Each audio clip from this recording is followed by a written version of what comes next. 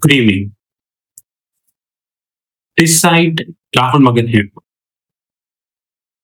I started my career in Treasury in 2007, and the first role which was offered to me was collate the papers in a file.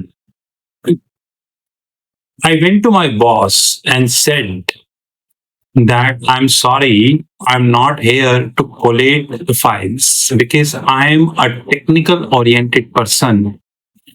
And later on, lot of challenges that went in my way, but Mahadev is very kind that I passed challenge by challenge. But since day one, since day one, I'm passionate about a topic in a finance which is technically known as structured finance. Ladies and gentlemen, thousands of times I told in my videos that finance is a sea. And if somebody is expecting that he or she is able to swim the whole sea in a lifespan, then he or she is a genius because I never claim that. Because finance is not only a sea, it is getting broader, broader, and broader. Probably 10 years down the line, by 2034, we may see hundreds of different derivative instruments that would be a part of the finance which are not part of finance today. It may even possible the size of the structured finance which we are holding today may be 5 times, 6 times of what after 10 years down the line. It is said that the size of spot options and forwards, and when I'm using a word option and forward, I'm strictly meaning that plain vanilla, is approximately $5 to $6 trillion in a day. Remember, $6 trillion in a day. On the contrary, it is said that the size of the credit derivative market in the world, basically the derivative market which is lying on a reference rate, just like now LIBOR is phased out, we are having RFRs, risk-free reference rate like SOFR, SONIA, ONIA, ESTR, TONA, and so on and so forth. It was about $1,700 trillion, which means 1.7 trillion. But with a very respectful submission is that I even disagree that 1700 trillion is the right figure, because this 1700 trillion is on a lower side, because in my estimation the actual figure of the derivatives which are lying on a reference rate is beyond that. And ladies and gentlemen, since 2007, I am finding that the interest rate structure across the globe is changing.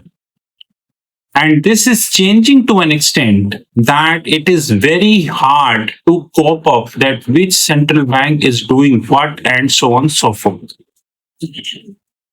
Now, first of all, there is a great debate which is happening in the world of finance that whether a leveraged finance transaction, which is in our parlance called LFT, leveraged finance transaction, is a part of structured finance or not.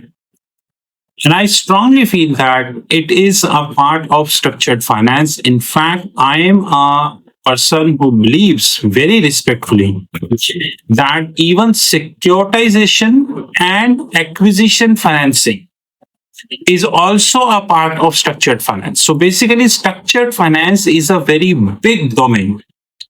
And the leveraged finance transaction, shortly known as LFTs, and also the securitization read with the acquisition financing is a part of structured finance. I remember 5 to 7 years down the line when I used to open the Google, because every day I open the Google for 1 hour and I will do my research on our topic in financial market, download the information in public websites, so on and so forth. When I used to do my research, I used to found out a very small content on acquisition financing. Rather, I was not convinced with the information which is available in public as far as the acquisition financing is concerned. But today, when I am opening Google and just typing acquisition financing, I am finding something which is not only concrete, but also helping me to enter into few areas which I myself not aware about. Now, like I said, I'm very clear on one thing, that finance is a sea, and I never claim that I swim the whole sea. So for me, it will take another 20 to 25 years to swim the whole sea, provided I would be alive. That the probability is very low. Let me tell you. So, ladies and gentlemen, now first of all, we need to understand that when it comes to a leveraged finance transaction, now onwards, I will refer LFT in my video. When it comes to LFT or acquisition financing, then both are subset to each other. Now, in a if you are a mathematician or if you have a very good understanding of maths, then both are subset to each other, means that both interplay with each other. Example, temperature and global warming, they are subset to each other. They both interplay with each other. Example, when a company is holding out a huge debt, the company needs to pay a substantial money in terms of finance cost. So they both are, and which would impact the bottom line of the company, which is called PAT. PAT stands for profit after tax. Now, this is mean they are subset to each other. Let it be honest. Ladies and gentlemen, very important thing which we need to understand, and now there is a domain which is coming up in the world of investment banking, and God willing, 5 to 7 or probably 10 years down the line, this domain could be more broader. Now, the acquisition financing and leveraged finance transaction both are almost same, but a hairline difference. And that hairline difference is, now, first of all, let me explain what is acquisition financing. Acquisition financing means when so and so company based out so and so country, having so and so business model, is looking to expand. I repeat, looking to expand the business model, looking to add new business model or whatever, so and so. Then this company needs funding. And that funding which the company needs, they take this funding from outside. And common sense, when you take the funding from outside, you need the lenders. Now, lenders are not like they are available on any website. For that, you need to approach the investment bankers, you need to approach the private equity firms, the venture capitalist firm, the meetings would happen, the term sheet would sign up. In term sheet, both the parties to understand each other, they need to understand the risk profile of the funding, in which jurisdiction, God forbid, the arbitration agreement comes into the picture. In arbitration agreement, the venue would come into the picture, the seat of arbitration would come into the picture, and there are a hell lot of things which comes into that. But apparently, when on internet we hear term sheet, we feel like, oh, term sheet is a very small topic. No, it is not a small topic, ladies and gentlemen. Even today, it will take months to agree on a term sheet. One clause or another, there is always a dispute when we agree on a term sheet. And when we finalize the term sheet, then comes the covenants, that this, so and so are the covenants, whether they are affirmative covenants, they are negative covenants, and negative covenants further divide into multiple parts.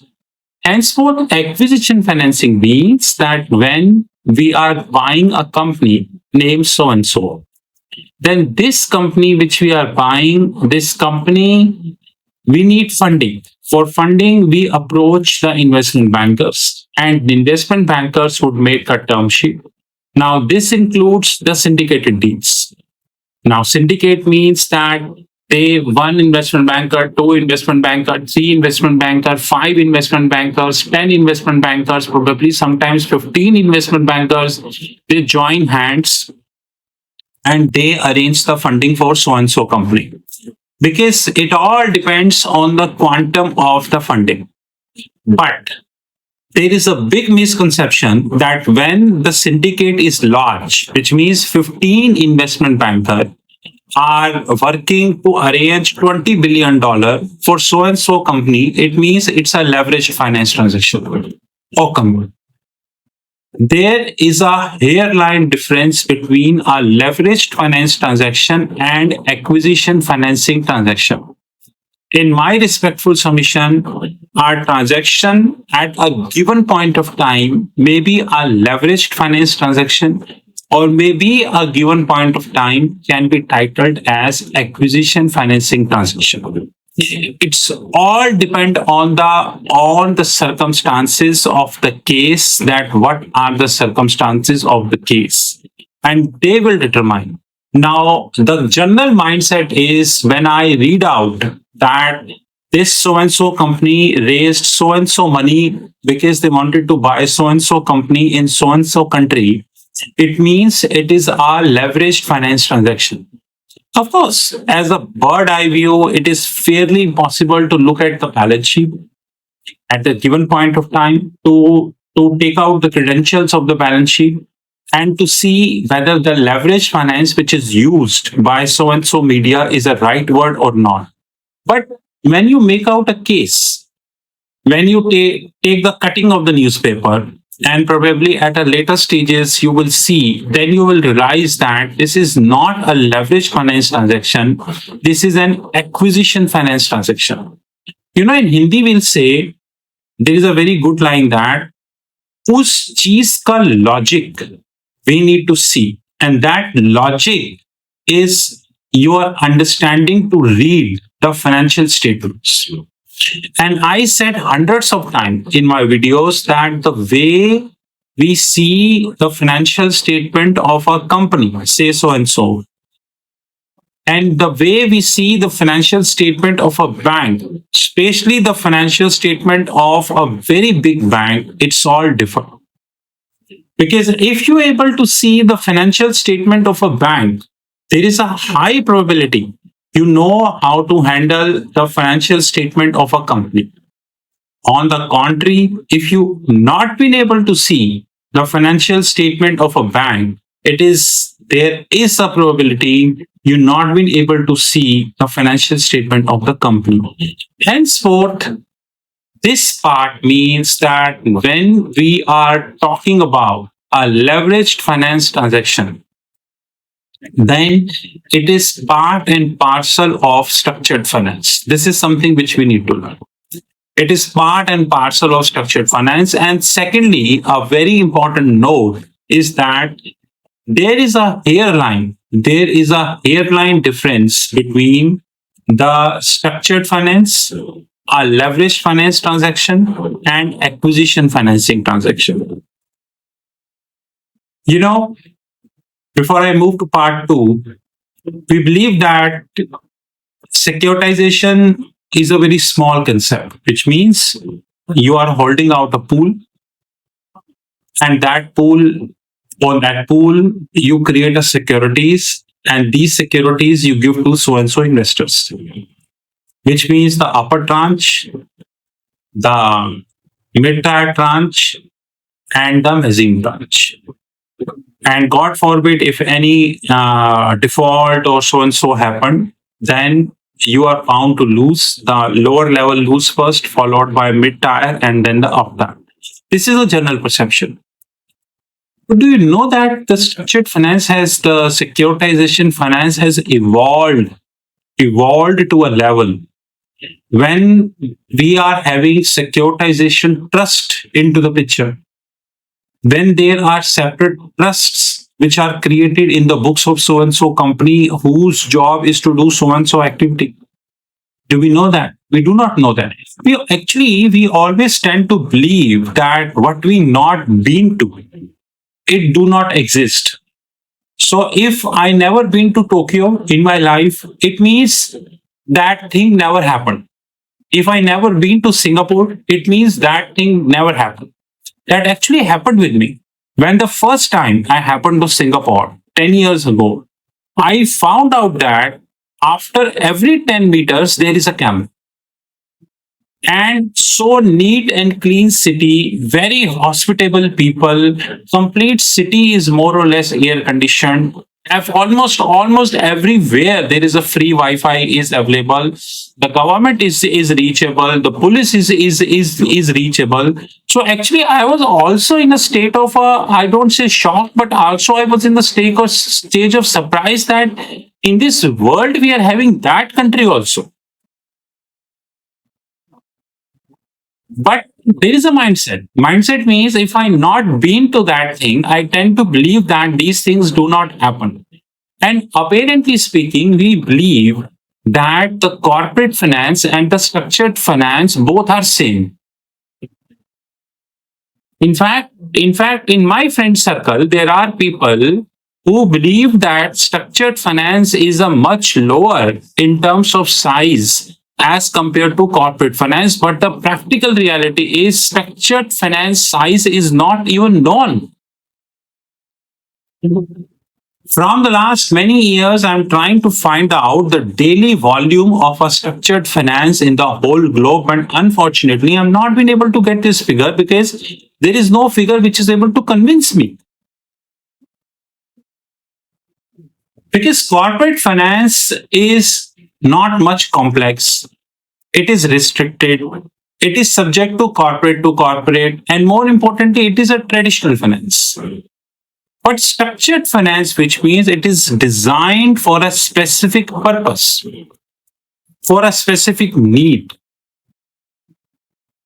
Henceforth, ladies and gentlemen, when we talk about a structured finance transaction, securitization transaction, leverage finance, LFTs, or acquisition financing, we need to broad our horizon.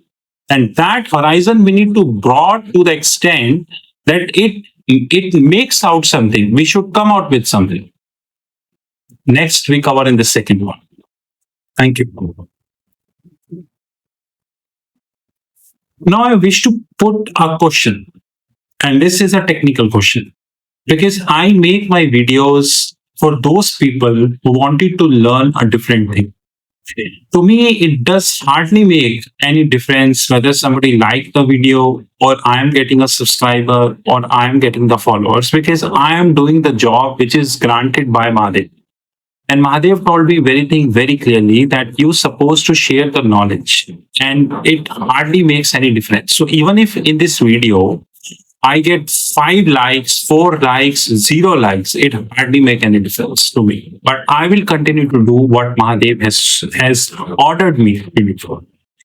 Now there is a big company, say XYZ, and that company is a cash rich company. Over the period, that company accumulated a huge cash because their product is good, their product is qualitative in nature, and more importantly, the reach of this company is at global level. Their customer care, each and everything is very good. So they are selling their products at good prices, and they are making out a good margin out of it. And like I said, the quality is extremely good. Now, suppose this company decided to buy so and so company, say PQR, and that PQR company is based out Singapore, just hypothetical. Now the valuation of that PQR company is $10 billion, assuming, and the company acquirer XYZ believe that the target PQR is a good company.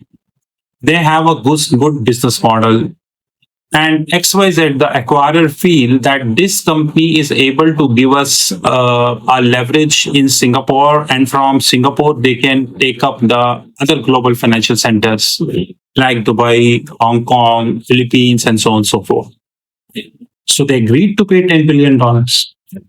For a minute, let's make our case for a minute. Let's make our case simple and assume that there is no earn-out in this transaction. Now, earn-out means rather than paying everything upfront, you are deciding to wait that if this eventuality happen, we will pay this money. Right. Now, Now that $10 billion, they are taking this, or they are borrowing this $10 billion from the market with the help of the investment bankers. And suppose so and so bank is funding them. Now, when so and so bank is funding them, and this is a syndication. Now, since this is a syndication, which practically means that, so let's assume, since it is a 10 billion transaction, so 15 investment bankers are coming into the picture and arranging this transaction. And the lead syndicate investment, or a lead syndicate member, say so and so bank, he is giving 2 billion out of 10 billion, which means 20% he is giving. For rest 80%, he is asking from the other members. Okay, let's assume it's very simple. Can I title this as a leveraged finance transaction? Now, my respectful submission is no. Because the company is a cash rich company. The company, on these five parameters, which are strictly favoring this company, I cannot title this as a leveraged finance transaction. Probably I have a friend named XYZ who can title this as a leveraged finance transaction, and I love to enter into an argument with that friend named so and so, that how you title this as a leveraged finance. First factor, this company is a consistent profit making company, and the day this company incorporated, even today, this company is in profit. Now, no matter, we are not here discussing about the quantum of the profit, but in the interest of simplicity, the profit has grown over the period of the time, because the revenue, the operational revenue, also grown over the period of the time.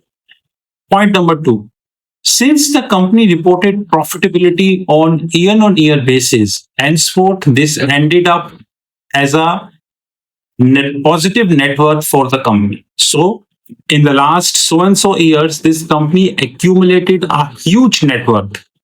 And this net worth increased the valuation of the company, which in turn gives this company known as QSD. Now, QSD means quality spread differential. Now, a very layman understanding of quality spread differential is that if a person X able to borrow at LIBOR plus 100 basis point, I know that LIBOR is phased out, I know that, but still I'm giving a very simple example.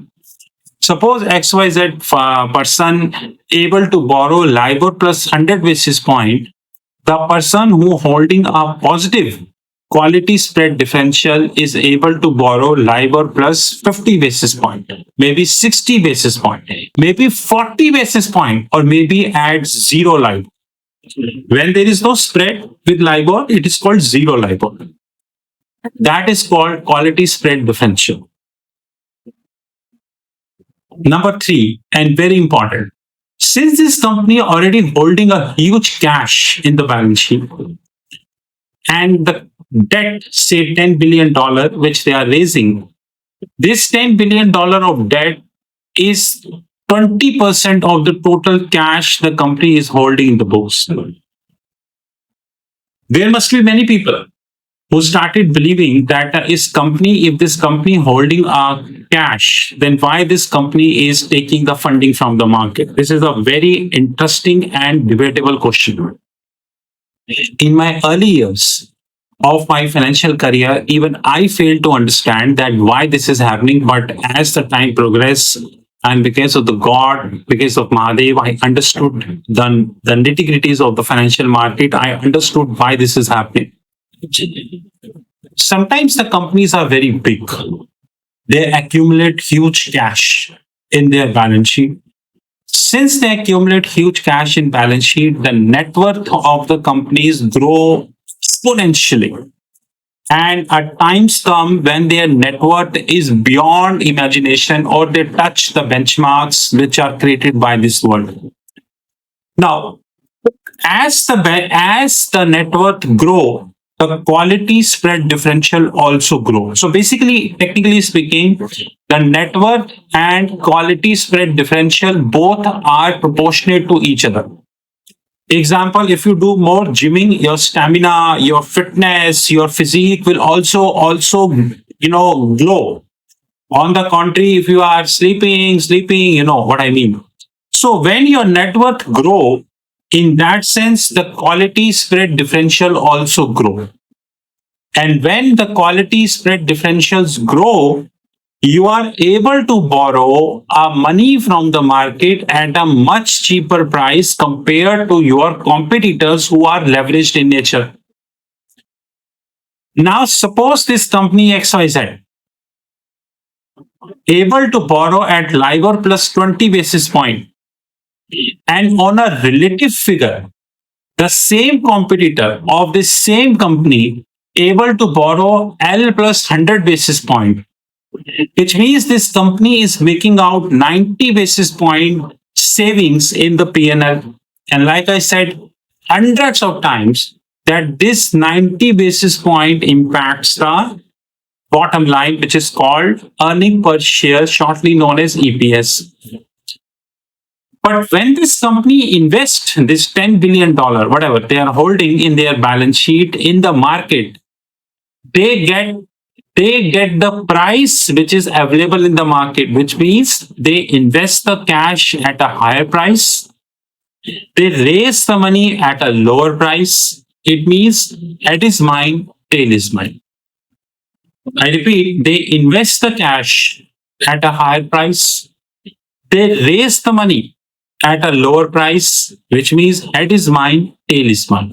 You know, it is generally said that how can head be yours and tail be yours? But a company who is a cash rich company, 100% profitable company, they are always in a situation when head is theirs and tail is also theirs.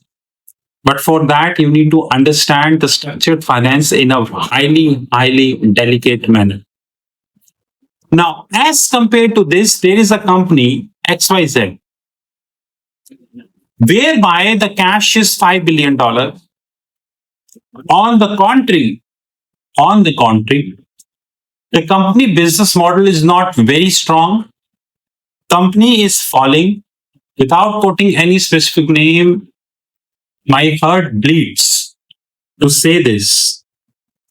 I was reading an article a few days ago about a company without quoting the specific name.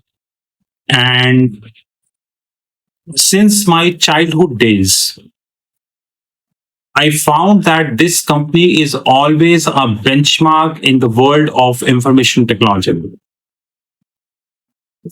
And currently, this company is now a target company, which means everyone wanted to buy this company. And when I deeply searched about this, I got to know that they have wanted to buy this company because of the reasons like the sales of the companies are falling. There is no new product which is coming on the board. Apparently speaking, the company is losing momentum as compared to competitors. And more importantly, the company management is not qualitative as it used to be. We can have 100 more factors, but there is no need to deliberate that on a video. So even we are having that stances also. When a company who used to buy other companies, now this company in itself is a target. And this is not the only company. I found out that in the last 20 years, there are many great names. Even since my childhood days, I always used to see these names. But where are these names? That's very important. Henceforth, ladies and gentlemen, in a leveraged finance transaction, the very important thing which we need to see, which we need to understand in a very deepest manner is the level of the funding. Every leveraged finance transaction is not an acquisition financing transaction. But apparently we believe in that without even entering into the facts of the case.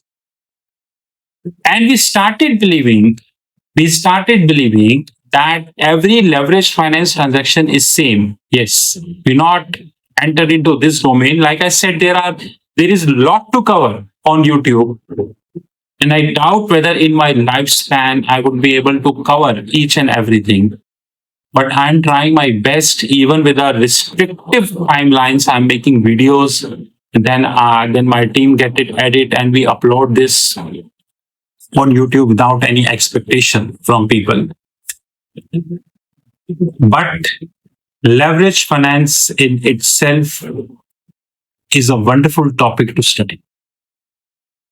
Singapore, United States, European financial markets, London, and various other European Union countries, they are a global financial center, and trust they achieved this from their hard work.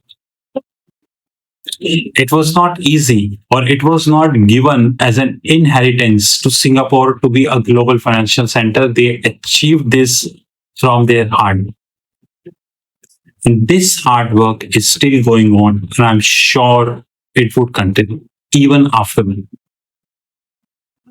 United States, debt or no debt, that is a separate piece, but we need to appreciate one thing. It is the most liquid derivative market in the world. And I personally dealt in the New York market on a monthly basis for several years in my treasury function role. The most liquid derivative market in the world is United States. The kind of liquidity they offer you, you forget you get anywhere. And this they achieved from the hard work. It was also not given. They achieved, and that hard work is going on. Henceforth, in a leveraged finance transaction or in an acquisition financing transaction, what we see may or might not be correct. We need to work hard to understand the nitty gritties of this. It was a pleasure speaking with you, ladies and gentlemen. You have my number, it is right there on the screen. In case you have any questions, you can ask, but do not ask frivolous questions. We do not entertain frivolous questions. But if there is a genuine question, we'll always regard them. It was pleasure. Also.